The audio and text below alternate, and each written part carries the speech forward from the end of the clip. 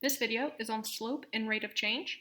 We're going to be able to find the slope from a graph. So I've already done formulas from two coordinates and from a table.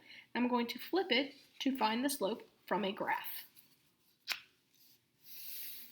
So from a graph, we can use the coordinates themselves, but we can also use the other format of rise over run. So I'm going to write a note on here that we're going to use rise over run, which, to help us remember, the rising is up and down, but up means it's a positive, and down means it is a negative number.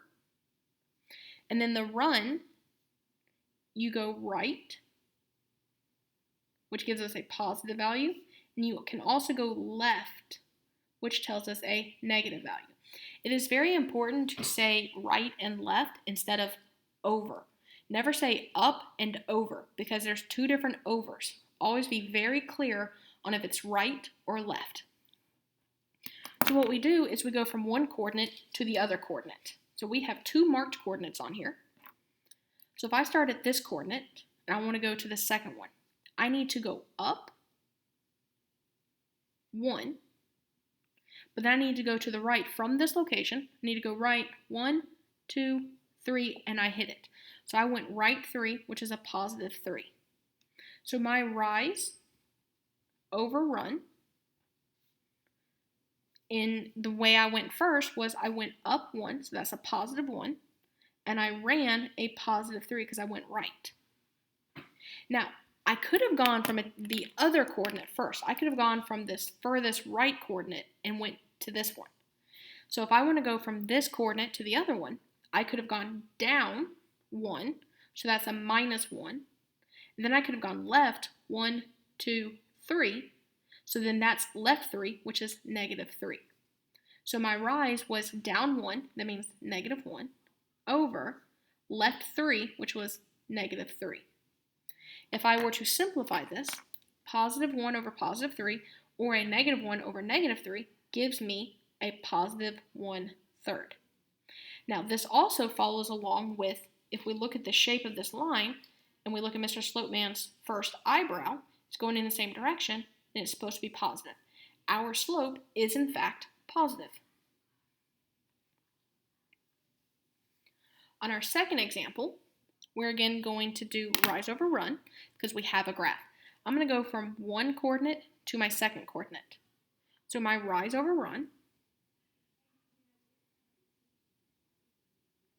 so I'm going to go from my first coordinate, I'm going to rise, I'm going to go down 1, 2, 3, and I'm on the same line. So that means I went down 3, so that's a negative 3. But I'm going to run along this line of 1, 2, 3, 4, 5. So I ran to the right 5 spaces, which is positive 5. So my rise was negative 3, divided by my run was a positive 5 because I went to the right 5. If I were to simplify this, a negative divided by positive is a negative, and 3 over 5 stays as 3 over 5. So my slope, or rate of change, is negative 3 over 5. And again, if I look at the shape of this line, and I look over at Mr. Slopeman, it's the same as the second eyebrow, which is going down and to the right, which is a negative slope. So I have that sign correct. Now on this last example from a graph, if I want to focus on the fact that this is a vertical line, this helps me. A vertical line should be an undefined slope. But I can also look at it still with rise over run. So if I look at my rise over run, so from one coordinate to my second coordinate, I can rise, so starting from here, I would go up 1, 2, 3, 4. So I would go up 4. So my rise is positive 4 over. Now, to get from rising to here, how much would I have to run to get to that same coordinate? I'm still there. So I don't have to run any, so my run would be 0. As a reminder, we cannot divide by 0.